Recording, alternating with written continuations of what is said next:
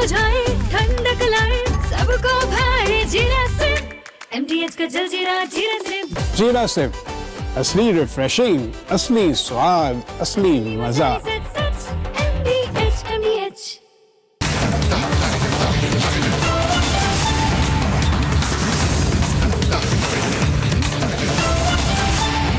पूछता है भारत को presenting MTH super heat on premium wear को powered by Vidisha detergent, vector stakes, crown biscuits, Meghdoot herbal Satritha, crystal crop protection.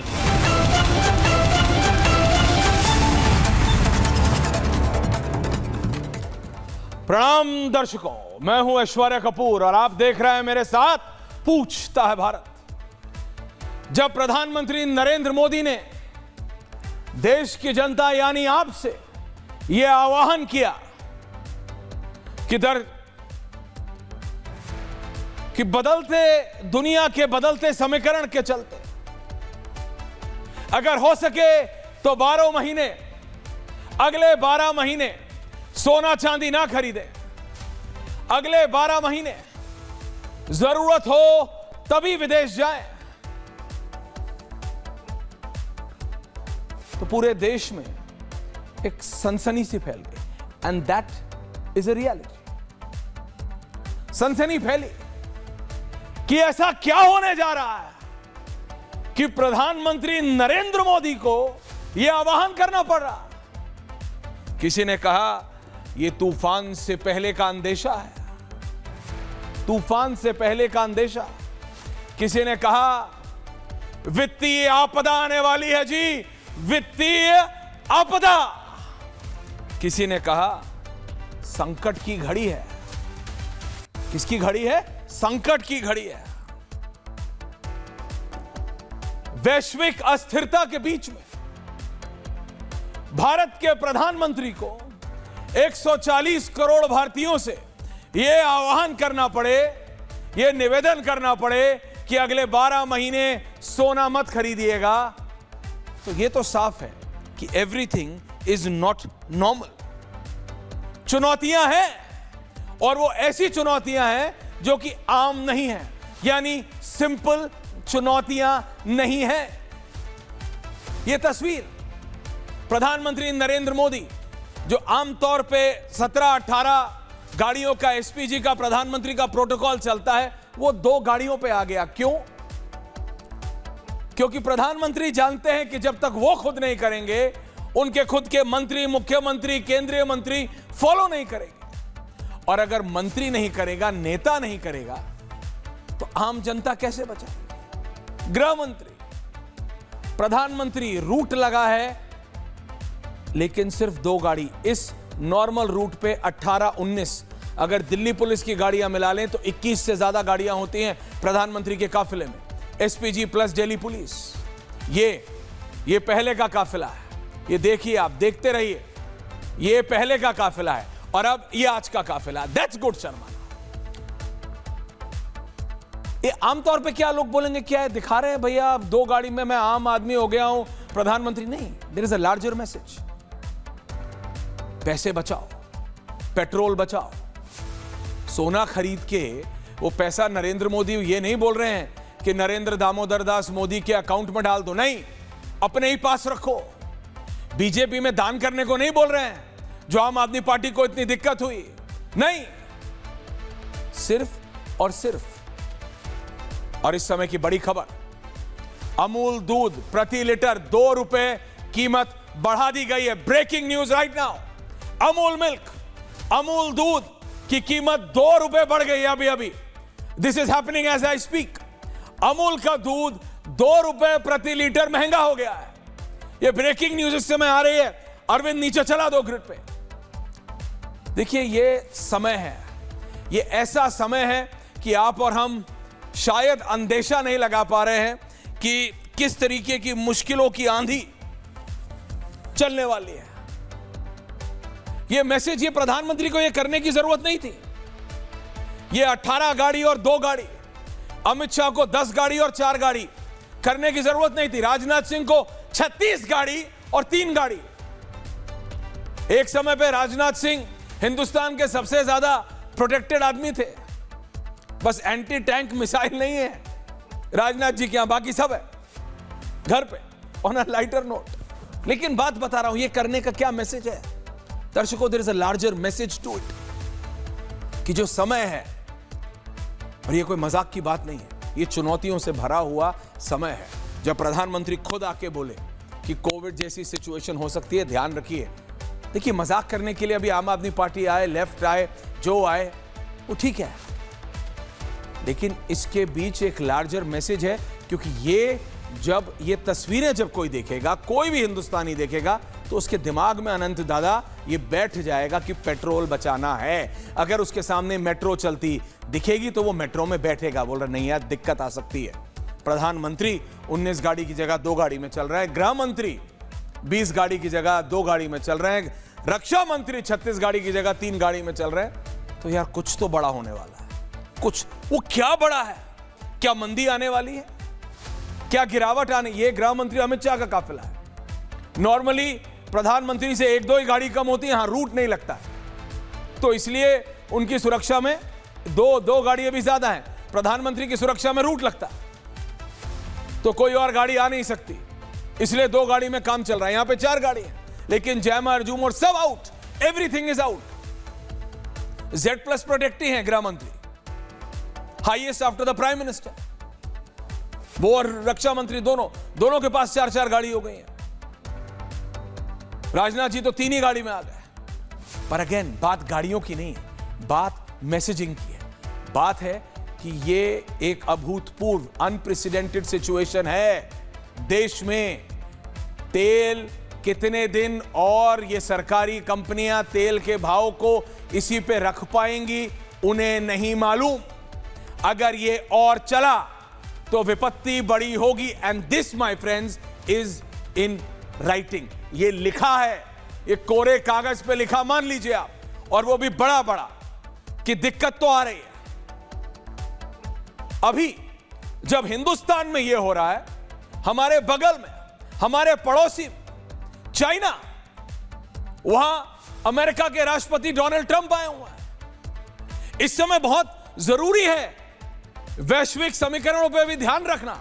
Satish ji बहुत दिनों बाद आज आप वापस हैं डिबेट। दिनेश वार्ष्णेय जी बहुत जरूरी है आनंद दादा। अभी अभी डोनाल्ड ट्रंप वहां पे 9:30 का समय हो रहा है, बीजिंग में उतरे हैं एलोन मस्क और किस किस के साथ। किस लिए? क्योंकि बदलती दुनिया का बदलता समीकरण है। दुनिया ने कहा ये जो ईरान के साथ जंग हो रही है, ये कोई ईरान के साथ थोड़ी है, अमेरिका और चाइना के बीच की जंग है। ये अब से कुछ देर पहले की तस्वीरें हैं। क्या ट्रंप शी जिनपिंग से बात करके ये ईरान की जंग रोक पाएंगे? क्योंकि जिस दिक्कत, जिस तूफान, जिस मंदी, जिस प्रॉब्लम, जिस मुश्किल, गिरावट, अस्थिरता, संकट, आपदा की अब बात कर रहे हैं, वो सब अगर किसी एक आदमी की देन है तो वो महान आदमी डोनाल्ड जे ट्रंप है। Yes, his name is Donald J Trump. लेकिन उन पे हमारा कंट्रोल नहीं है। ट्रंप वो करते हैं जो उनकी मर्जी है, भुगतती पूरी दुनिया और भारत भी भुगत रहा है, लेकिन भारत ज्यादा ना भुगते। सुधांशु जी, बैक ऑन डोमेस्टिक पॉलिटिक्स। इसीलिए देश के प्रधानमंत्री ने कहा 12 महीने हैं सिर्फ, जरूरी हो तभी विदेश जाइए। 12 महीने हैं सिर्फ, जरूरी हो, और जरूरी हो तो भी सोना मत खरीदो। लेकिन विपक्ष इसको मुद्दा बनाने पे आमादा है, और ये पूछने के लिए वो बिल्कुल उसने अंगद का पैर रख दिया है कि बताओ अगर अर्थव्यवस्था खत्म हो गई है, बताओ अगर हमारा फॉरेक्स रिजर्व खत्म हो गया है, बताओ अगर हम मंदी के दौर से गुजरने वाले हैं। आम जनता में एक पैनिक का माहौल है, सेटल हो गया। मैं बता रहा हूं, लोग नौकरियों पे जा रहे हैं, आ रहे हैं, लेकिन उनको पता नहीं कल से कहीं वर्क फ्रॉम होम तो नहीं हो जाएगा, कोविड जैसे कुछ हो तो नहीं जाएगा। प्रधानमंत्री कह रहे हैं सोना मत खरीदो, विदेश नहीं जाओ। क्या होने वाला है? There is a sense of uncertainty. कल क्या होगा किसी को पता नहीं। तो हो क्या रहा है दुनिया भर में? The special report and then we debate.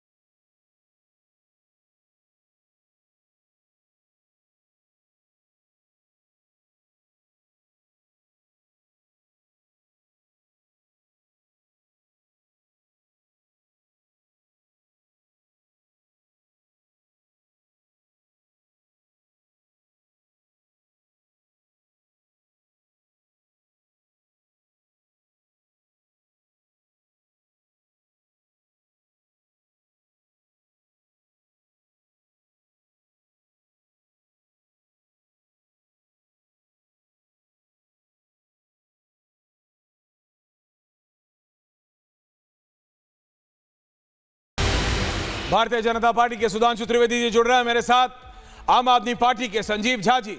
पीजिए संजीव जी, चाय पीने के लिए मना नहीं किया प्रधानमंत्री ने, आराम से पीजिए। सोना खरीदने के लिए मना किया। नमस्कार। सतीश के सिंह जी वरिष्ठ पत्रकार हैं, लेफ्ट के वरिष्ठ नेता हैं। दिनेश वार्ष्णेय जी मेरे साथ जुड़े हुए हैं, समाजवादी पार्टी के भी नेता मेरे साथ जुड़ रहे हैं। लेकिन मैं सिर्फ इतना पूछना चाह रहा हूं, हाँ मतलब आई कैन सी, सुधांशु जी जोड़ लीजिए, कि आनंद दादा और सतीश जी, प्रधानमंत्री के इस आह्वान, पहले तो सोना मत खरीदो और विदेश मत जाओ, मुझे लगा कि जैसे अखिलेश यादव और राहुल गांधी ने पर्सनली ले लिया। मैं आज अखिलेश यादव की ज्यादा बात नहीं कर रहा, he is going through a personal travesty, his step brother has died. Prateek Yadav की आज मृत्यु हो गई है उनके घर में। I am not directly taking him on today, it's मतलब उनका एक पर्सनल लॉस है बहुत बड़ा आज। लेकिन राहुल गांधी मतलब ऐसा है कि पर्सनली ले लिया उन्होंने, विदेश जाने के लिए मना कराए अगर जरूरी ना हो। अगर संजीव झा जी आपकी कोई बहुत जरूरी बिजनेस मीटिंग है या कोई बहुत जरूरी पॉलिटिकल मीटिंग है, दिनेश वार्ष्णेय जी आपकी बीजिंग में, तो चले जाइए, कोई नहीं रोक रहा है। सतीश जी अगर आपकी यूरोप में है तो चले जाइए, कोई मना नहीं कर रहा है। प्रधानमंत्री ने सिर्फ इतना कहा है फॉरेक्स एक्सचेंज, और फॉरेक्स एक्सचेंज को सतीश जी आप भली बात ही समझते हैं, दिनेश वार्ष्णेय जी आप भली बात ही समझते हैं, संजीव जी, आनंद दादा। और ये जो मैसेजिंग है अपने काफिले छोटे करके, वो लग सकता है कि आम आदमी पार्टी, कांग्रेस, समाजवादी पार्टी उसको ऐसा बनाए कि देखो दिखावा है, क्या फर्क पड़ता है, पीछे पीछे तो होंगी, गाड़ियां चली रही होंगी। क्योंकि बीजेपी के कई मंत्री ने करा, वो उत्तराखंड के कोई संजय जोशी आते हैं, मसूरी के शायद विधायक है, उनका बहुत वायरल हो गया कि खुद तो स्कूटर पे आ गए लेकिन पीछे से 15 गाड़ी चल रही हैं। वो सब होगा, पर जब प्रधानमंत्री करते हैं आनंद दादा, Sudhanshu Trivedi is also joining, तो उसका एक बड़ा मैसेज होता है। आनंद दादा, और फिर सुधांशु जी का ऑडियो कनेक्ट हो जाए, मैं जा रहा हूं। नहीं, मैसेज, और ये कदम मैसेज के लिए उठाए जाते हैं ऐश्वर्य जी। इस तरह से अभी प्रधानमंत्री नरेंद्र मोदी ने, मुझे लगता है कि कुछ दिनों पूर्व भी इस बात का संकेत संसद में दिया था, और हमने आपने डिबेट भी किया था जब उन्होंने कहा था कि कोरोना जैसी संकट देश में आ सकता है, तब भी उन्होंने इस बात का संकेत किया था कि जनता को सावधान रहना चाहिए। लेकिन अभी पिछले इतने दिनों में ऐसी क्या स्थिति बनी, मुझे लगता है कि प्रधानमंत्री आने वाले दिनों में राष्ट्र को विश्वास में लेंगे, और जिस प्रकार से अभी उन्होंने अपना उदाहरण प्रस्तुत किया, इतनी बड़े काफिले को 2 काफिले में 2 गाड़ियों का काफिला बना दिया, तो मुझे लगता है कि कहीं ना कहीं किसी चीज को वो भाप तो रहे ही होंगे। और अगर किसी प्रकार का कोई संकट है तो मुझे लगता है कि देश को विश्वास में लिया जाना चाहिए। पूर्व में के प्रधानमंत्रियों ने भी जब संकट का समय रहा है, देश को विश्वास में लेके, और हम भारत उससे उभरा है। लेकिन इस तरह की जो ओछी राजनीति की जा रही है, मुझे लगता है उस राजनीति से ऊपर उठने का समय है इस वक्त, और पूरे देश को, पूरे राष्ट्र को एक स्वर में बोलना चाहिए। लेकिन मैं ये पूछना चाहता हूं, और पूछता हूं मैं, और पूछता है भारत, सुधांशु जी, क्या सचमुच देश के ऊपर कोई गहरा संकट मंडरा रहा है? क्या ये संकट के बादल मंडरा रहे हैं देश के ऊपर? हमें किस चीज के लिए तैयार रहना है? प्रधानमंत्री ने बोल दिया, लेकिन एक सिमरिंग, एक होता है ना, मतलब जड़ में गांव गोट में लोगों में थोड़ी टेंशन हो गई है कि क्या होने वाला है, क्या होने वाला है। ऐश्वर्य जी आपके साथ मैं भी थोड़ा सा एक प्रश्न सुधांशु जी के लिए जोड़ देता हूं कि प्रधानमंत्री के इस बयान और अपने काफिले को छोटा करने के बाद पूरे देश में एक अजीब सा माहौल हो गया है, लोग सशंकित हो गए, क्यों? सुधांशु त्रिवेदी पूछता है भारत। देखिए, जो ऐश्वर्य जी आपने और अनंत विजय जी ने जो भी प्रश्न पूछा है, मैं बिल्कुल जवाब देता हूं। देखिए, पहली बात, आज इस सूचना क्रांति के दौर में और ग्लोबल विलेज के दौर में अगर कोई ये कहे कि देश के सामने संकट है, तो उसकी समझ पे सवाल है। आज विश्व के सामने संकट है, और ये जिस प्रकार का ऊर्जा संकट विश्व में आया है, जब से पेट्रोलियम की खोज हुई है तकरीबन 100 साल से, उसके बाद से आज तक इतना बड़ा संकट नहीं आया। 1972-73 की जो पेट्रोल क्राइसिस थी, ये पेट्रोलियम क्राइसिस, वो इससे बहुत छोटी थी। दुनिया के तमाम जो ऊर्जा विशेषज्ञ हैं, उसमें से कुछ लोगों ने इसके लिए एनर्जी कोविड जैसे शब्द का भी प्रयोग किया है। और यहाँ पर परिस्थिति क्या है, प्रधानमंत्री जी ने सिर्फ सतर्कता, सावधानी और सजगता की बात कही है। इसको कुछ ऐसे समझिए कि यदि आपको चेतावनी दी जाती है कि आज भीषण मूसलाधार बारिश हो सकती है, तो इसका इशारा होता है घर से निकलें तो अपने पास एक छाता जरूर लेके चलें। अब आप कहें, देखिए साहब, हमारे ऊपर तो बोझ लादा जा रहा है, हमें कंधे पे छाता लटका के चलें। अरे ये आपकी सुरक्षा के लिए भी जरूरी है और अन्य लोगों की सुरक्षा के लिए भी जरूरी है। आज स्थिति यह है कि दुनिया के समुद्र में सुनामी आई हुई है, सुनामी की बड़ी बड़ी लहरें आ रही हैं और आपको चेतावनी यदि दी जाती है कि 2 घंटे बाद यहां सुनामी आने वाली है, तो इसका मतलब यह नहीं कि आप बीच के ऊपर आराम से लेटे रहेंगे। आपके लिए सुरक्षा के लिए होता है कि आप वहां से अंदर जाकर घर में सुरक्षित बैठ जाएं। पर यहां पर सुनामी में पलटते हुए जहाजों को मत देखो। अगर हमारे जहाज पे हिचकोले लग रहे हैं, बिल्कुल लग रहे हैं, इसके लिए कैप्टन को दोष दो, इसके लिए सुनामी को दोष मत दो जो पूरी दुनिया में आई हुई है। अब मैं बताना चाहता हूं, अब अगला प्रश्न जो लोग स्वतः ही करते हैं कि भाई अभी क्यों कहा, पहले क्यों नहीं कहा, इसका चुनाव से कोई लेना देना नहीं है। मैं पूरी विनम्रता से कहता हूं, पिछले 4 हफ्ते से युद्ध विराम चल रहा था, 4-5 हफ्ते से, तो ऐसी आशा लग रही थी कि कोई समाधान निकल आएगा और हरमुज के जलडमरू मध्य में जो समस्या है उसका समाधान हो जाएगा। परंतु आपने देखा कि यह ईरान की तरफ से बयान, यह शांति वार्ता टूटना और ट्रंप का बयान कब आया? मैं अपने विरोधियों से पूछना चाहता हूं, चुनौती के साथ डेट बताइए ना, अभी तो आया 4-5 दिन पहले। और जब कोई शांति वार्ता टूटने के बाद युद्ध होता है तो उसका डायमेंशन बहुत बड़ा होता है और उसका ड्यूरेशन भी क्या होगा, अर्थात उसका आयाम बहुत बड़ा हो जाता है और वो कितने समय में समाप्त होगा इसकी कोई गारंटी नहीं होती है। इसलिए इन समस्याओं के मद्देनजर आवश्यकता सिर्फ इस बात की कही गई है, उतना पांव पसारिए जितनी चादर होए। अब मैं दूसरी बात भी कहता हूं इससे पहले, नहीं, मैं आपकी बात समझ गया, उतनी चादर पसारिए, वेडिंग ना करें। नहीं सुधांशु जी, लेकिन जनता किस चीज के लिए तैयार है? देखिए, मैं तब तक इसको सीरियसली नहीं ले रहा था जब तक मैंने राजनाथ जी का सिक्योरिटी प्रोटोकॉल कम होते नहीं देख लिया। राजनाथ जी का सिक्योरिटी प्रोटोकॉल कम हो गया यानी मामला सीरियस है। राजनाथ जी की काफिला कम हो गया, सुधांशु जी, इट्स सीरियस, है ना? आप बात समझिए, it is now getting serious, very very very serious.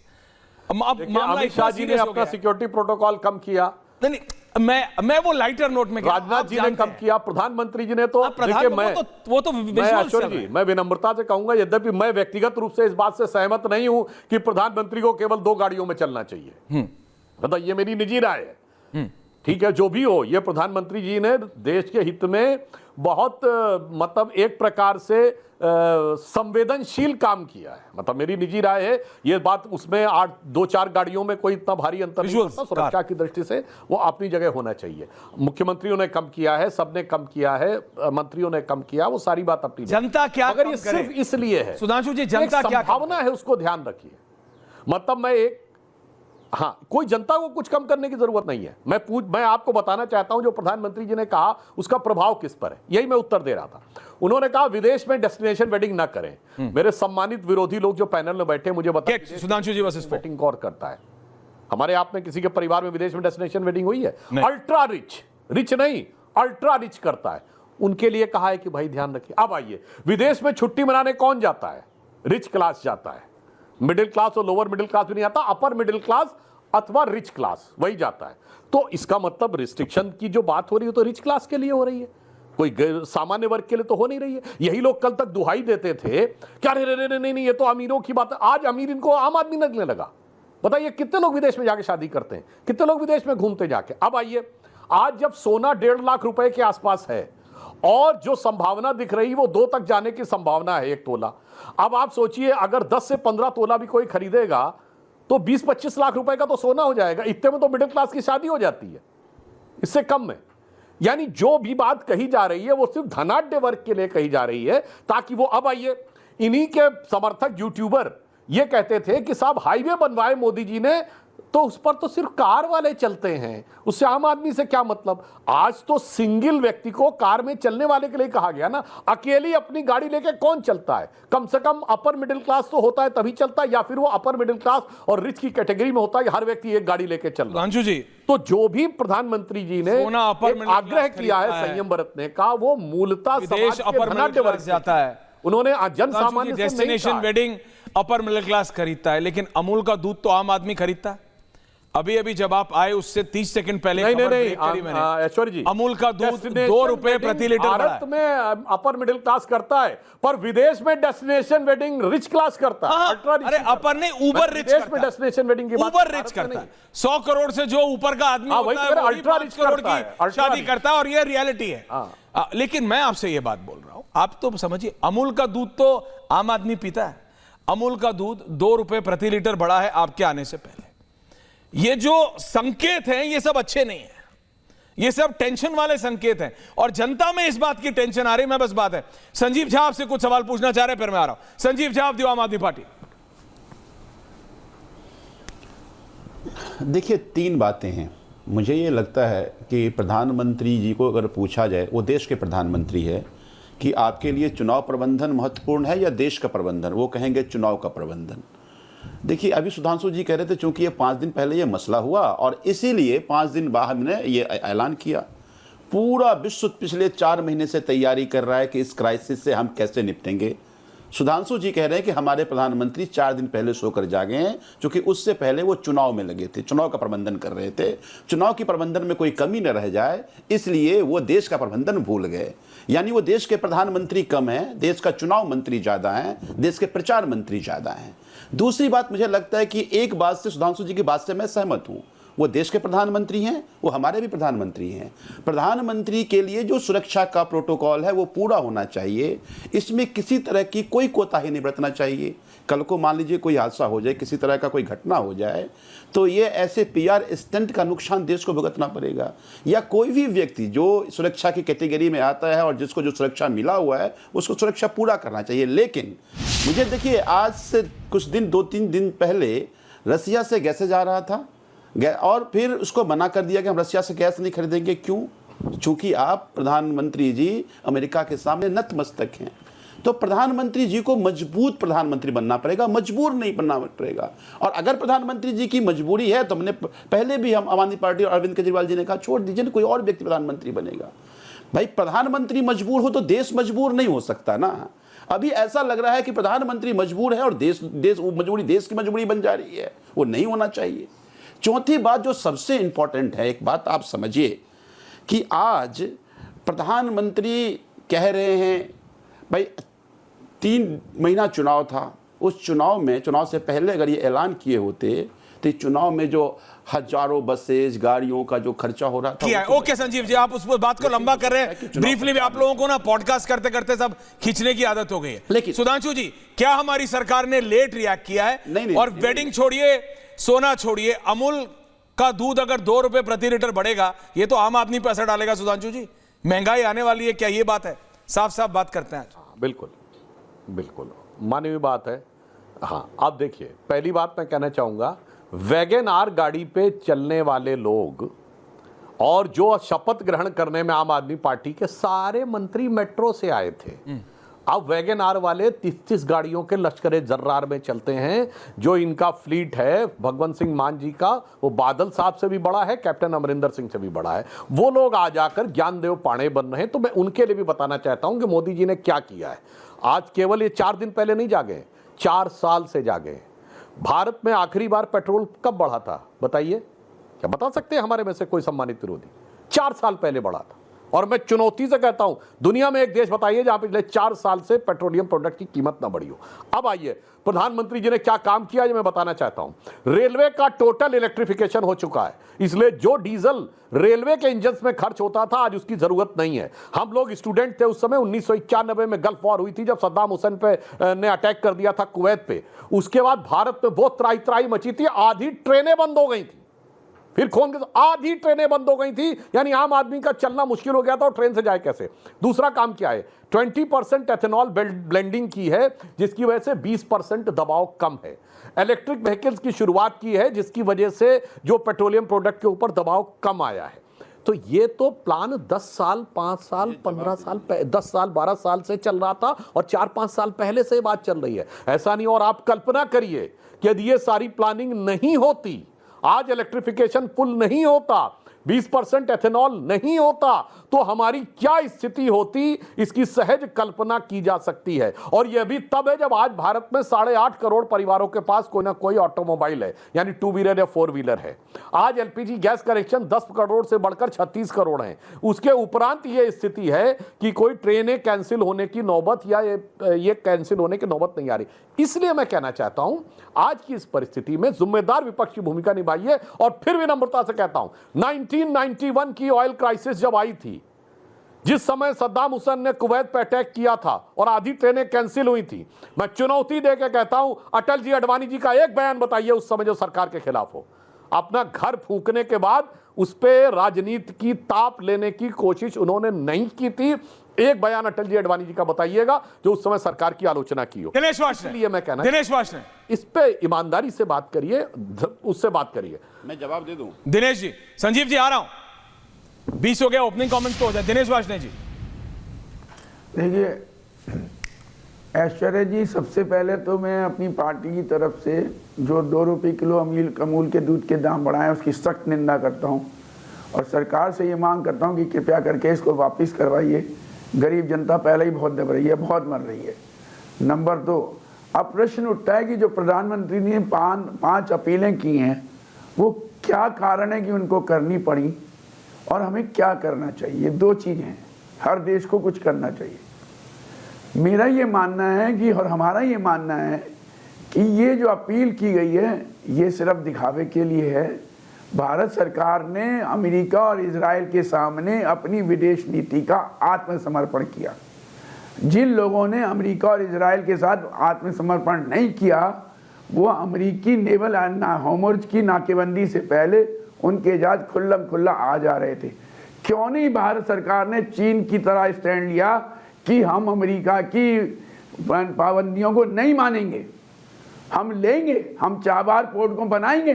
Chabahar port को तोड़ा, इन्होंने क्यों नहीं निंदा की कि चाबार पोर्ट पर इजराइल ने हमला किया? इन्होंने क्यों नहीं निंदा किया खुमानी की हत्या की? हमारी विदेश नीति का फेलियर आ गया। अब अर्थव्यवस्था के लिए कर रहे हैं। अर्थव्यवस्था में मोदी जी सबसे पहले तो ये कह देंगे ये विदेश नहीं जाएंगे और जो ब्रिक्स की करेंसी वाला प्रपोजल है उसको मानेंगे, डी-डॉलराइजेशन करेंगे। जैसे ही आप डी-डॉलराइजेशन करेंगे भारतीय अर्थव्यवस्था को 12 से 13% का फर्क हो जाएगा जीडीपी ओवरऑल इनकम में।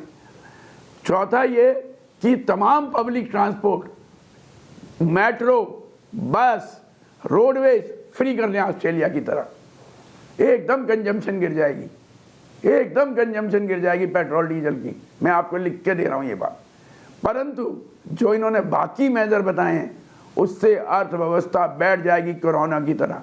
ये बेवकूफ़ी भरा कदम है। ये अडानी अंबानी के टैक्सों को माफ़ करना बंद करें, उनकी पेनल्टीज़ को माफ़ करना बंद करें। 16 लाख करोड़ जो बैंकों का कर्जा डकार रखे हैं उसको वापस लें, ये अर्थव्यवस्था वापस लौट के आएगी। क्योंकि भारत की अर्थव्यवस्था कंज्यूमर अर्थव्यवस्था है। इस चीज़ को ये जानना चाहिए। ये अर्थव्यवस्था के सिद्धांतों के खिलाफ जा रहे हैं, मेजर फंडामेंटल इकोनॉमिक्स के खिलाफ जा रहे हैं ये। इसलिए मेरा ये मानना है और हमारा ये मानना है कि सोना खरीदने लायक तो आपने हमें पहले ही नहीं छोड़ा था और सुधांशु जी चादर की बिसात तो आपने पहले ही नहीं छोड़ा था जब डॉलर 95 रुपये 67 पैसे पहुंच गया। आपने हमें रुपये की वैल्यू पहले ही घटा दी। बुजुर्ग लोग रो रहे हैं, उन बेचारों की जो एफडी पे आता है पैसा वो कम हो गया। आपने अर्थव्यवस्था को बिठा दिया है। जनता को आप कह रहे कभी कागज जमा कर दो, कभी माफी मांग लो, फिर बाद में आप आ जाएंगे रो रहे हैं जी। ये सारा देश को बहुत खतरनाक बनाने की कोशिश है और सिर्फ अल्टीमेटली ये देखना कि ये पूंजीपतियों को फायदा पहुंचाएंगे। ओके दिनेश, कोरोना क्राइसिस में किसी पूंजीपति का पैसा नहीं घटा। Okay Satish K Singh, 45 opening comments office Sudhanshu ji एक साथ जवाब दे दीजिएगा। आप दोनों को एक साथ दे देंगे जवाब। सतीश दादा से भी पूछ रहा हूं। सतीश जी। जी सुधांशु जी ने कहा कि पेट्रोल का दाम 4 साल से नहीं बढ़ा। जब पूरे दुनिया में पेट्रोल के मतलब क्रूड का दाम घट रहा था तो भारत में बढ़ा। 100 तो शतक तो पहले ही पूरा हो गया। तो एक तो ये बात है, तो ये गलत बयानी है। और 34 लाख करोड़ लोग कहते हैं, अर्थशास्त्री कहते हैं कि सरकार ने वसूला। ठीक है, डेवलपमेंट के लिए किया होगा, वो भी है। लेकिन ये कहना कि जब घटता है पेट्रोल का क्रूड की कीमत तो आपके यहाँ बढ़ा, तो ये तो गलत है। दूसरी बात ये है कि अगर देश के प्रधानमंत्री के काफिले में कटौती करना पड़ रहा है तो ये जो आत्मनिर्भरता, विकसित भारत, चौथे नंबर की इकॉनमी आदि आदि का जो एक ढोल पीटा जा रहा है, तो ये कहे कि गंभीर स्थिति है। और अभी तक सरकार ने 300 दिन बाद, सोना का संकट पिछले साल से चल रहा है, 300 दिन बाद 9% का ड्यूटी बढ़ाया है। पहले क्यों नहीं बढ़ाया? सोना पर कम से कम, मान लेते हैं तेल पर आप कहते हैं कि ये है। और जिस तरह से धुआं उड़ा है चुनावों में उड़न खटोलाओं का, तो कम से कम स्टेप तो उठाते। अभी तक कोई कदम नहीं उठाया है, कोई कदम नहीं। 1 गाड़ी, 2 गाड़ी, 3 गाड़ी, 4 गाड़ी से काटने से क्या होगा? करो पेट्रोल का राशनिंग करिए, डीजल का राशनिंग करिए, जो करना है वो करिए। और इतने शपथ में, इतना महाशपथ, इतना काफिला, इतना रोड शो, अरे उसमें वर्चुअल, ऑनलाइन वीडियो कॉन्फ्रेंसिंग से भी आप उपस्थित हो सकते हैं। तो एग्जाम्पल भी दीजिए, तो पहले करके दिखाए, कुछ अनाउंसमेंट तो करते। दरअसल ये देर से नींद से जागे, 65 दिन देर से नींद से जागे हैं और अभी तक क्लैरिटी नहीं है कि आगे क्या होगा। अभी तो युद्ध विराम चल रहा है, युद्ध के समय क्यों नहीं किया? और कौन कह रहा है कि युद्ध हो जाएगा? अभी तो ये तय नहीं ना कि युद्ध हो जाएगा। युद्ध विराम के समय हम युद्ध डिक्लेयर कर रहे हैं। Okay, Sudhanshu ji is counter to both Dinesh ji and Satish Dada. मुझे ऐश्वर्य जी, मुझे आश्चर्य होता है, आपके पैनल पे 2 लोग बैठे हैं, प्रोफेसर वार्ष्णेय जी, दिनेश वार्ष्णेय जी, और विशेषज्ञ के रूप में सतीश के सिंह जी। मतलब मैं क्या कहूं, मैं कोई व्यक्तिगत कमेंट नहीं करना चाहता। यह पूर्वाग्रह की पराकाष्ठा है या अज्ञानता की पराकाष्ठा है? वो कह रहे हैं अभी तो युद्ध विराम चल रहा है, कैसे पता कि युद्ध हो जाएगा? न ट्रंप का बयान सुना है, न ईरान का बयान सुना है। उसके बाद मतलब ये हो गया कि सामने अगर आ गई है बिल्ली खड़ी, उसने आंख मूंद ली है, कह दो कहाँ है, कहाँ? जब तक मेरे सर के ऊपर पंजा मारी ना देगी तब तक थोड़ी माना जाएगा। ऐसे विचित्र प्रकार के उदाहरण देने का यह प्रयास करते हैं। अब कहते हैं साहब पहले आपने क्यों नहीं बढ़ाया? तो बता तो रहे हैं साहब, ये कह रहे हैं कि 4 साल से। तो सतीश जी जरा आपसे मैं कहता हूं, अभी खोलिए अपना मोबाइल और लाखों दर्शकों से कहता खोलिए, जब अटल जी ने छोड़ा था तो कितने का था पेट्रोल? 32-33 रुपए लीटर था। और जब मनमोहन सिंह जी ने छोड़ा तो 68 से लेकर 70 रुपए लीटर था। कितना बढ़ा? 120%। आज कितना है? 95 रुपए। कितना बढ़ा? 60%। बताइए भाई, कहीं कोई किंतु पर? मैं आपको दूध, दही, पनीर से लेकर सबके दाम बता सकता हूं। जब 12 साल की तुलना होगी तो 10-10 साल के कालखंड में होगी, 2 साल में नहीं होगी। और मैं ये भी बताऊं, इन 4 साल में बढ़ाया किसने है? हिमाचल प्रदेश ने बढ़ाया है, कांग्रेस शासित राज्यों ने बढ़ाया है और भाजपा शासित राज्यों ने घटाया है। अब प्रोफेसर दिनेश वार्ष्णेय जी के लिए क्या कहें? अद्भुत है साहब। मानता हूं कि चाइना के प्रति बहुत प्रेम है और इजराइल और अमेरिका के प्रति बहुत विद्वेष है। कह रहे खुल के ईरान के पक्ष में आ जाओ। भाई साहब, हमारे 1 करोड़ लोग मिडिल ईस्ट में रहते हैं जहां ईरान से झगड़ा चल रहा है, यानी Abu Dhabi, Jeddah, Sharjah, Dubai, Bahrain, Qatar. China के 1 करोड़ लोग रहते हैं क्या? मतलब अपने 1 करोड़ लोगों की जान खतरे में डाल दो। गजब का तर्क देते हैं भाई साहब। अब सोचिए, ये लोग कहते हैं कि साहब ये लोग प्रोफेसर हैं, और सोचिए कितना बेहतर ज्ञान रखते हैं सतीश जी और ये जी। अयतुल्ला खुमैनी के डेथ के ऊपर उन्होंने वो नहीं किया। हमारे विदेश सचिव गए थे और ईरान के दूतावास में संदेश के ऊपर, शोक संदेश पे साइन करके आए, क्योंकि अयतुल्ला खुमैनी ऑफिशियली क्या थे? वो सुप्रीम लीडर थे। सुप्रीम लीडर ईरान का अंदरूनी अरेंजमेंट है, जैसे सोनिया गांधी यहां सुप्रीम लीडर थी, मगर officially head of the state थे डॉक्टर मनमोहन सिंह। कोई जाके चेक कर ले, ईरान का official head of the state है प्रेसिडेंट। और जब इब्राहिम रईसी की डेथ हुई थी फरवरी 2025, भारत सरकार ने शोक भी व्यक्त किया था और 1 दिन का शोक मनाया भी था। तो भाई साहब, आप लोगों को सुप्रीम लीडर से बहुत वो होता है, इसलिए आप अपने चश्मे से उसको देखने का प्रयास करते हैं। इसलिए जो भारत सरकार ने कहा किया, वो पूरा प्रोटोकॉल के साथ उन्होंने बिल्कुल कहा। और देखिए क्या अद्भुत तर्क दे रहे हैं। आ रहा हूं, संजीव झा जी आ रहा हूं, दिनेश जी आ रहा हूं। वैसे सबसे कह दो मेट्रो फ्री। भाई साहब, ऑस्ट्रेलिया की आबादी है 2-2.5 करोड़, उतना हमारे यहां हर साल बढ़ता है। मतलब 2.5 करोड़ की आबादी की बात कह रहे हो, हमारे यहां ट्रेन में टिकट के साथ एक ऑस्ट्रेलिया रोज चलता है और ये कह रहे फ्री में कर दो। इससे साफ समझ में आता है ऐश्वर्य जी, ये लोग राजनीतिक और सामाजिक आधार पे अराजकता देश में पैदा करना चाहते हैं। वो तो होगा नहीं, उसमें ये असफल रहे। इसलिए आज ये प्रोफेसर और अर्थशास्त्री का मुखौटा लगाकर देश में आर्थिक और ऊर्जा आवश्यकता पे अव्यवस्था और अराजकता उत्पन्न करना चाहते हैं, वरना ऐसा बयान कौन दे सकता है? सारा मेट्रो सबको फ्री कर दो। देखिए कई कोशिशें ऐसी हुई हैं, वो कभी होगा नहीं। सुधांशु जी, इस देश का युवा बहुत समझदार है। जेन जी को जितना मर्जी बोल लिया गया, जेन जी समझदार है, ऐसा नहीं है तो इसी देश के ना, वो भी संस्कारी हैं, ऐसा नहीं है। बट मैं आपसे बस इतना कह रहा हूं, आनंद दादा देखिए महंगाई आ रही है, let's be very clear about it, साफ साफ बातें करते हैं। अभी अमूल ने बढ़ाया है, 1 घंटे बाद मदर डेयरी बढ़ा देगा, उसके बाद कुछ और बढ़ा देगा, कोई और बढ़ा देगा, कोई और बढ़ा देगा। आनंद दादा महंगाई आ रही है, ऑटो म्यूट हो गया, अनम्यूट कर लीजिए, महंगाई आ रही है। सुधांशु जी साफ साफ नहीं बोल रहे हैं। सुधांशु जी देखिए, ये बोलना कि हमारे यहां हर साल 2.5 करोड़ आबादी बढ़ जाती है बहुत अच्छी चीज नहीं है, हमको कंट्रोल करना चाहिए। लेकिन आनंद दादा महंगाई आ रही है, जनता को तैयार होना पड़ेगा। प्रधानमंत्री जितना अंदेशा दे सकते हैं, जितना इशारा दे सकते हैं, उससे ज्यादा दे रहे हैं। महंगाई आने वाली है, शुरू हो गई है, मैं तो कह रहा हूं। देखिए, मैं तो एक बात पहले कहना चाहता हूं ऐश्वर्य जी कि सुधांशु त्रिवेदी जी ने लेफ्ट के नेता पर उतने सेकंड गंवा दिए जितने उनको वोट नहीं मिलते हैं। तो मुझे नहीं लगता है कि लेफ्ट के नेताओं पर इतना ध्यान देने की आवश्यकता है। सुधांशु जी, वो लोग इस प्रकार के अनर्गल 20 साल पहले के सिद्धांतों पर अब भी चल रहे हैं, इसलिए उनका ये हंस है कि पूरे भारत से साफ हो चुके हैं। लेकिन एक बात आपने अपने ओपनिंग रिमार्क में सुधांशु जी बहुत महत्वपूर्ण कही, किसी आपने इकोनॉमिस्ट के हवाले से कहा कि वो कोविड लाइक कुछ एक शब्द यूज किया आपने। तो कोविड के समय तो भारत के प्रधानमंत्री ने वैक्सीन बनाने के लिए बहुत प्रयत्न किए और कोविड संकट से भारत को निकालने में उस वैक्सीन की और पूरी दुनिया को उस वैक्सीन मैत्री का लाभ मिला।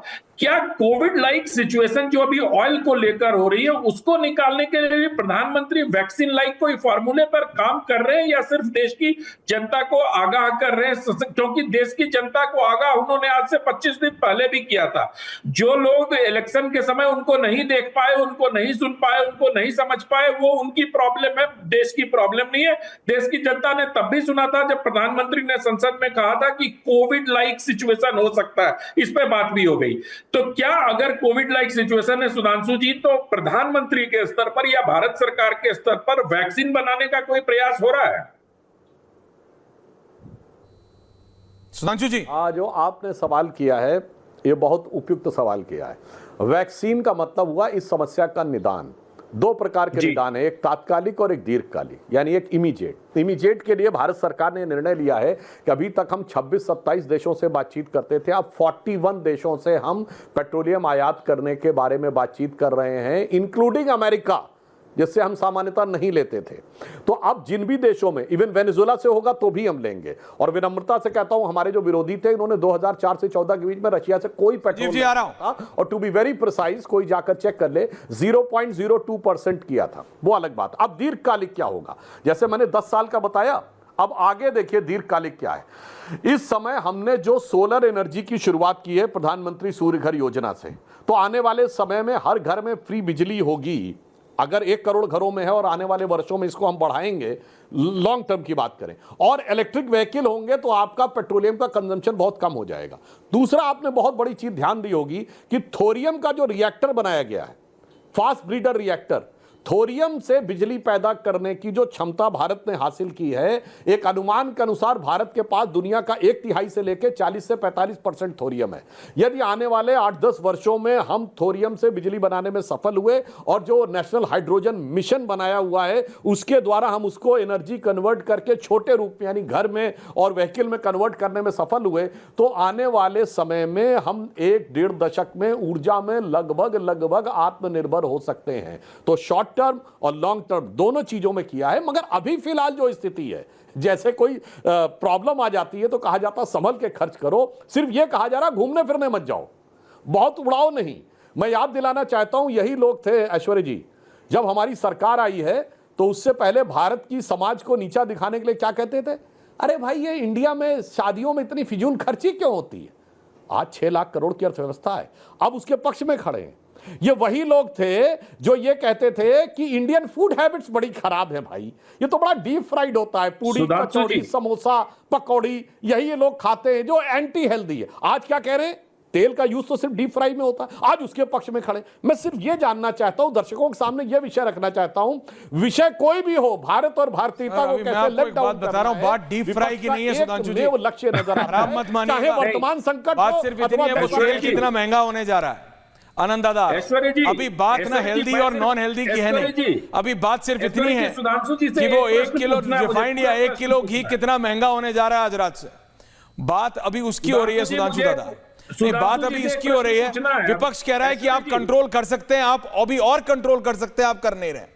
ठीक है, आपने कहा कि 4 साल में बढ़ा नहीं, लेकिन विपक्ष कह रहा है कि अभी देश को जरूरत है, जनता को तो आज सबसे ज्यादा जरूरत है।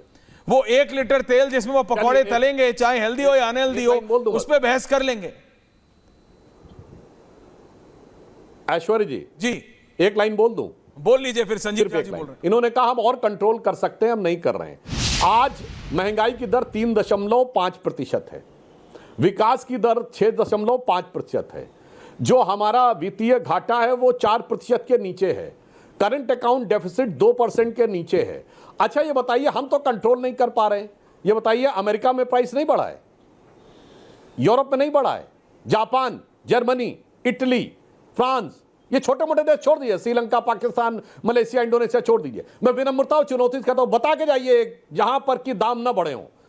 पेट्रोल और डीजल के दाम ऑस्ट्रेलिया में 20% से 40% बढ़े हैं, अफ्रीका में 30 से 60% बढ़े हैं, यूरोप में 10-15% से लेकर 40% बढ़े हैं, अमेरिका में 40% दाम बढ़े हैं, और आज अभी जाके कोई देख ले तो कैलिफोर्निया में 145 रुपए पर लीटर के हिसाब से मिल रहा है। तो बता, अमेरिका नहीं कंट्रोल कर पा रहा है, यूरोप नहीं कंट्रोल कर पा रहा है, विकसित देश नहीं कंट्रोल कर पा रहे हैं, चाइना, मगर वो सब के लिए दोषी कौन है? मोदी जी की वजह से ही ना यूरोप में कंट्रोल हो पा रहा, ना अमेरिका में, ना चाइना में, ना जापान में। लेकिन हमारे देश की सिचुएशन थोड़ी अलग है, उसमें बात करूंगा। संजीव झा जी कुछ कहना चाह रहे हैं, संजीव झा जी बोलिए। झा जी बोलिए। देखिए, 3 बातें हैं। एक तो सुधांशु जी से जब कोई कठिन सवाल पूछ लिया जाए तो फिर कहते हैं कि सवाल पूछने वाला मूर्ख है, अज्ञानी है, शूट करने वाला तो कहते हैं उपयुक्त सवाल है। मेरे कुछ सवाल है। मैंने पहले ही कहा कि देश के प्रधानमंत्री 12 साल के 365 दिन चुनाव प्रबंधन में लगे और उसका परिणाम ये हुआ कि देश का प्रबंधन नहीं हो पाया। इलेक्ट्रिक व्हीकल पॉलिसी की बात कर रहे थे, चाइना से तुलना कर रहे थे ना आप। चाइना ने अपने व्हीकल्स को, इलेक्ट्रिक व्हीकल्स पे 54 से 60% कन्वर्ट कर लिया, आपका क्या 4 से 5% कन्वर्जन है आपका। तो फिर सूझबूझ से चाइना काम किया या आपने काम किया? आपकी विजन नहीं होने का दुष्परिणाम देश झेल रहा है। एक बात बताइए आप, आज इस देश से लगभग उसी जनरेटर को डीजल से चला के 1 मिनट बैटरी की गाड़ी चार्ज करनी पड़ती है। अभी उत्तर प्रदेश में, महाराष्ट्र में सरकारी बसेस को बैटरी वाला कर दिया। नहीं, मैं आपको बता रहा हूं, जेन्युइनली बता रहा हूं, बैटरी का कर दिया। वो एक्सप्रेस वेज पे बड़े बड़े जनरेटर लगाने पड़ रहे हैं, वो जनरेटर को डीजल से चलाते हैं, डीजल से जनरेटर चला के उस जनरेटर से बैटरी चार्जर को चार्ज करके बैटरी वाली गाड़ी चार्ज करते हैं। कान यूं पकड़ो कि घुमा के पकड़ रहे हो, पकड़ तो कान रहे हो, किसको बेवकूफ बना रहे हो? India is not ready. Sir वो जवाब सुधांशु जी दे देंगे। मुश्किल मैं आपसे बात कर रहा हूं, प्रैक्टिकल सवाल पूछेंगे, जवाब आप देने लगेंगे। नहीं, मैं आपसे प्रैक्टिकल बात कर रहा हूं। सुधांशु जी तो तेल समोसा सब ले जाएंगे, मैं उधर नहीं जा रहा, बात ही कर रहा हूं। पर ईयर, अब सुनिए पर ईयर 16 से 18 लाख बच्चे विदेश जाकर पढ़ रहे हैं और $60 मिलियन का खर्चा हो रहा है भारत के पेरेंट्स का, क्योंकि आपने इस देश में कॉलेजेस नहीं बनाए, आपने प्रोफेशनल यूनिवर्सिटी नहीं बनाए, लोगों को भरोसा नहीं था इसलिए लोग बाहर गए। और आपने सवाल पूछा कि आखिर प्रधानमंत्री को कहने पर लोग घबरा क्यों जाते हैं? इसलिए घबरा जाते हैं कि प्रधानमंत्री के कहने पर लोगों नोटबंदी को माना था, लाइन में खड़ा हुआ। प्रधानमंत्री जी ने कहा कि 60 दिन में चौराहे पर लटका देना। प्रधानमंत्री तो नहीं लटके, लेकिन इस देश की अर्थव्यवस्था जरूर लटक गई, इस देश का व्यापारी जरूर लटक गया, आम जनता जरूर लटक गया, लोग लाइनों में मर गए। चुनाव आपने कोरोना का मिसमैनेजमेंट के कारण हजारों लोग सड़कों पर मर गए। तो प्रधानमंत्री जब कुछ ऐसी बातें करते हैं तो अब लोगों को डर लगने लगा है और लगता है कोई बड़ा खतरा होने वाला है। आज भी प्रधानमंत्री ये नहीं बता रहे हैं कि आखिर हमारी आर्थिक संकट कितना बड़ा है और क्या क्या संकट है।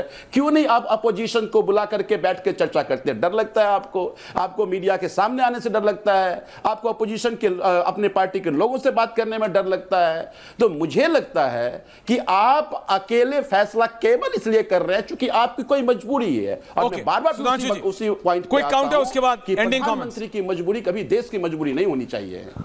सुधांशु जी, क्विक काउंटर प्लीज। मैं अकारण इस ढंग की बात नहीं करता हूं। जो आपने कहा कि हम विपक्षी को गलत सिद्ध करने लगते हैं, मैं आपसे चुनौती दे के पूछता हूं, जब कोविड में लॉकडाउन लगा था तो 15 दिन का लॉकडाउन खत्म होने से 2 दिन पहले प्रधानमंत्री जी ने सारे मुख्यमंत्रियों से ऑनलाइन बात की थी कि नहीं? बोलिए हाँ या ना? झूठ बोल रहा हूं मैं? ना। और सबसे पहले किसने कहा था लॉकडाउन बढ़ाऊंगा? केरल ने, महाराष्ट्र ने, उड़ीसा ने। तीनों उस समय बीजेपी रूल नहीं थे। आइए नेक्स्ट 15 दिन के बाद जब दूसरी बार हुआ, सारे चीफ मिनिस्टर से ऑनलाइन बात की। बोलिए हाँ या ना? और उसके बाद जो सारे चीफ मिनिस्टर का कंसेंसस हुआ वो हुआ। अब मैं बताता हूं क्यों हम लोग चाइना से पीछे रह गए। सबसे पूछ के निर्णय लेते हैं। जीएसटी काउंसिल में पेट्रोल नहीं आया है क्योंकि कंसेंसस नहीं बना है। हमने मेजॉरिटी से रैंप नहीं किया है क्योंकि सारे राज्य तैयार नहीं हुए और लिखित में है। वो लोग इस बात के लिए तैयार हैं। अब मैं दूसरी बात बताता हूं, जो आपने कहा कि चीन के साथ, एक लाइन में बता दूं, जब यूपीए की सरकार थी तो जानते क्या पॉलिसी बनी थी कि इलेक्ट्रॉनिक आइटम जो होगा पूरा खरीदोगे तो इंपोर्ट ड्यूटी कम है और अगर पार्ट्स खरीदोगे तो इंपोर्ट ड्यूटी ज्यादा है। मैन्युफैक्चरिंग को मार दिया। इसलिए हम मोबाइल हैंडसेट के सबसे बड़े कंज्यूमर, दूसरे नंबर के कंज्यूमर थे, मगर 2 फैक्ट्रियां थी हमारे यहां। आज हम दूसरे नंबर के प्रोड्यूसर भी हैं, 340 फैक्ट्रियां हैं। अब सुनिए, इंटेल चिप बनाने वाली कंपनी 2007 में लाल फीताशाही के चक्कर में छोड़ के भाग गई। हम एक और बात कहना चाहते हैं, हमारे वैज्ञानिकों ने 1983 में चिप बनाने की शुरुआत करती, तब तक ताइवान में भी शुरुआत नहीं हुई थी। उस फैक्ट्री में हड़ताल होकर आग लगा दी गई। सब लाल झंडे वाले खड़े थे ना। उसके बाद भारत उस मिशन में कितना पीछे चला गया कोई नहीं। अब लेटेस्ट बताता हूं जो दर्शकों को याद होगा। सोलर सेल्स के लिए एक कंपनी अमेरिका में रजिस्टर होने के लिए जाती है 2022 में। अचानक अमेरिका में एक रिपोर्ट आती है, वो अडानी वाली, और हो हल्ला भारत की संसद में मचता है और वो कंपनी रजिस्टर नहीं हो पाती है। अब सुनिए, उसके बाद फिर नवंबर 2023 में 24 में रजिस्टर होने के लिए जाती है। फिर एक हिंडनबर्ग की रिपोर्ट आ जाती है। फॉरगेट अबाउट कंपनी एक्स और वाई। चाइना का 90% कब्जा है सोलर सेल्स के बिजनेस पे और सोलर पे 80%। भारत की कंपनी अमेरिका में रजिस्टर्ड नहीं होने पाए सोलर की, ये किसके इंटरेस्ट में था? अगर वो 2022 में रजिस्टर हो गई होती तो आज हम आत्मनिर्भर हो गए होते। अब आपने ये जाने में किया है या अनजाने में किया है, लेकिन अभी मैं आपके ऊपर छोड़ता हूं और देश आपसे सवाल पूछता है। सुधांशु जी, देश तो देख रहा है, लेकिन बात अभी ये है, बात अभी सिर्फ इतनी है कि महंगाई कितने बढ़ने वाली। Single line answer Dinesh ji, ending comment, single line please, समय कम है आज मेरे पास। ऐश्वर्या जी, मैं ये जानना चाहता हूं, जो ये कह रहे हैं सब जगह दाम बढ़ रहे हैं, सिर्फ ऑस्ट्रेलिया हमारे रोज चलता है ट्रेन में। हाँ।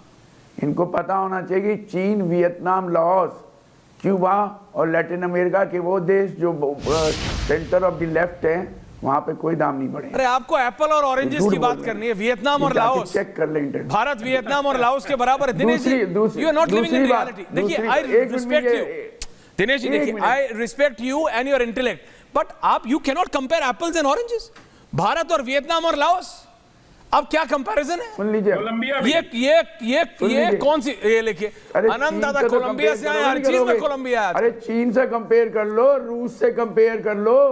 हाँ तो कर लो चीन से। करोगे नहीं करोगे? आपके फेवरेट चीन में ही पहुंचा है डोनाल्ड ट्रंप आज। सतीश दादा, एंडिंग कमेंट्स। चीन में दाम नहीं बढ़े। अरे चीन में तो सर कुछ भी नहीं बढ़ता। चीन में तो 20 में से 24 में से 20 घंटा काम भी करना पड़ता है। सतीश जी ने किया है, सतीश जी, वो सारा गुणगान को गुणगान को पूरा बैंड बजाने वाला भारत का, उसका नाम है डोनाल्ड ट्रंप। डोनाल्ड ट्रंप ने इलेक्ट्रिक व्हीकल को रोका, क्लाइमेट कन्वेंशन से बाहर गया, सोलर को रोका। उसका आदमी आके दिल्ली में कहता है भारत को आगे नहीं बढ़ने देंगे। 18-0 से आपको हराता है ट्रेड में, तब भी हम आरती उतारते रहते हैं डोनाल्ड के। तो डोनाल्ड माय फ्रेंड के ये बंद करिए, झांसा देना बंद कीजिए, नींद से जल्दी आनंद दादा, सिंगल लाइन एंडिंग। आनंद दादा, मैं ऐश्वर्या जी, मैं इस बात से हैरान हूं कि लेफ्ट के हमारे साथी अब भी भारत में चीन और रूस जैसी तानाशाही लागू करके देश को आगे बढ़ाना चाहते। भारत में यह संभव नहीं। और दूसरी बात, जो सतीश जी आरती उतारने की बात कर रहे हैं, उनको ये पूछिए कि आरती की थाल आखिरी बार कब देखी थी। रूस से सबसे संजीव जी, पेट्रोल खरीदते सिंगल लाइन हैं एंडिंग, अमेरिका से। संजीव झा जी। अरे वो देखिए तानाशाही छोड़ बस दीजिए, मैं डॉक्टर एक ही वासुदेव बात कहना तानाशाही चाहता हूं भारत कि में नहीं आ प्रधानमंत्री चुनाव प्रबंधन से बाहर निकले, देश का पर प्रबंधन इनको की ये दिक्कत है जिम्मेदारी भाई, लें, क्योंकि इलेक्शन हार देश की जाओ। जनता को देश देखो प्रबंधन की देखो, जिम्मेदारी इनका दी, अलग ही इसको रोना नहीं है। निभाएं। इनका ये रोना है कि भैया प्रधानमंत्री को इलेक्शन कैंपेन से हटा लो। जब तक प्रधानमंत्री इलेक्शन कैंपेन करेंगे तब तक इनका कोई चांस नहीं है। पंजाब में इलेक्शन है। सुधांशु जी प्लीज दिक्कत समझिए, अगले की थोड़ी दिक्कत समझिए प्लीज, है ना, थोड़ी दिक्कत बिल्कुल समझिए। सही है। सुधांशु त्रिवेदी, म्यूजिक झा जी यहाँ पे कमिट करके जाएं कि प्रधानमंत्री के वन नेशन वन इलेक्शन के कॉन्सेप्ट को वो मानते हैं, झंझट खत्म हो जाएगा चुनावी प्रबंधन का। बोलिए हाँ या ना Sanjeev ji, one nation one election is okay. अगर वन नेशन वन इलेक्शन हो जाए तो ऐसे ही महंगाई 5 गुना बढ़ जाएगा। अब ले, ये क्या बोला? नहीं, ऐसे मैं तो वन कहता नेशन हूं, मैं हो जाए तो बिल्कुल 5 गुना बढ़ साढ़े जाएगा। 4 साल तो जरूरत ही नहीं होगी। सुधांशु जी फेडर आओ। अब देखिए इन लोगों की बुद्धि पर इसीलिए प्रश्न उठाना पड़ता है। अब एक लाइन बोलूं, अब सतीश जी को, सिंगल लाइन। क्या अद्भुत बात करते हैं माय फ्रेंड सतीश जी। भारत का सबसे ज्यादा बिजनेस कौन से देश से है? विजुअल। सतीश जी बताइए, आप तो विशेषज्ञ हैं, बताइए किस देश से है? और सबसे ज्यादा हमारा एक्सपोर्ट सरप्लस जानते किस देश से? हैं तो बोलिए। 18-0 पे जा रहा है ना। पता ही नहीं है, नहीं, बोलिए नहीं नहीं देखिए, अरे जिस- बोलिए export बोलिए वहीं से बोलिए, है, जहां जानते से हैं तो है, बोलिए लेकिन अब ना, नहीं होगा फिगर ना। बोलिए। नहीं जानते हैं। हम नहीं पता। अरे बोल तो अब मैं रहा हूं बताना कि- चाहता हूं, अमेरिका से है फिगर हम जानते हैं, लेकिन छोड़िए, जानते हैं, सब जानते हैं। 45 बिलियन आपका डॉलर का फिगर ट्रेड है, बिगाड़ने में वो लगा 45 हुआ है। बिलियन डॉलर का स्टेट आपका सरप्लस है। फिगर बिगाड़ने ओके, में भारत, लगा अब हुआ भाई है। देखिए बीच में चिल्लाइए नहीं सर, अपने अपने टर्न पे बोलिए। 30 सेकंड यानी सुभाष जी, भारत प्लीज। हर साल 4 लाख 18 करोड़ रुपए रुपए कमाता है, किससे? अंकल सैम से। और देखिए फिर इन लोगों की षड्यंत्र देखिए, ये हमेशा ये चाहते हैं कि भारत के अंदर किस प्रकार समस्या उत्पन्न हो। यानी अमेरिका और इजराइल की लड़ाई हो, ईरान की लड़ाई हो तो 4 लाख करोड़ रुपए का नुकसान सह लो। जब रशिया यूक्रेन की लड़ाई हो रही थी तो कह रहे थे यूक्रेन के साथ हम मानवीय आधार पर खड़े होकर रूस के खिलाफ वोटिंग क्यों नहीं कर रहे, जबकि सबसे ज्यादा तेल यूरोप से और रूस से आ रहा था और ब्रह्मोस भी आ रहा था। गजब है साहब। इजराइल और गाजा की लड़ाई, गाजा से हमें झेला नहीं आता, इजराइल से डिफेंस साइबर सिक्योरिटी इंस्ट्रूमेंट आते तो भाई उससे लड़ जा। कि अभी मेरे को गाजा की बात नहीं करनी सुधांशु जी, माफी चाहता हूं कि आपका गाजा टाइप वो सैफरन आईफोन टाइप कमेंट हो जाएगा कि आप सबको लाइन में लगा के अभी तक आपने वो खरीदा नहीं है भगवा आईफोन, बाय द वे। लेकिन मैं आपको सिर्फ इतना बता रहा हूं सुधांशु जी, एवरीवन ऑन एयर एंड कि अभी सबको चिंता बस इतनी है कि अभी अमूल का दूध 2 लीटर बढ़ा है। वो जो आप everyone on air, complete panel on air, वो जो आप बात कर रहे थे वो हेल्दी और अनहेल्दी फूड की, वो किस तेल में और कितना महंगा होगा वो तेल या घी, बात सिर्फ इतनी है। महंगाई कितनी बढ़ने वाली है सुधांशु जी, पूछता हूं मैं और पूछता है भारत। बहुत बहुत धन्यवाद आप सबका, थैंक यू वेरी मच। चमकी चाट से क्या बना है? सैंडविच लस्सी और छाछ और हर घूंट में चमकी चाट, ड्राई फ्रूट और दही बड़े। चमकी चाट से स्वाद बढ़े। असली स्वाद सिर्फ चंकी चाट।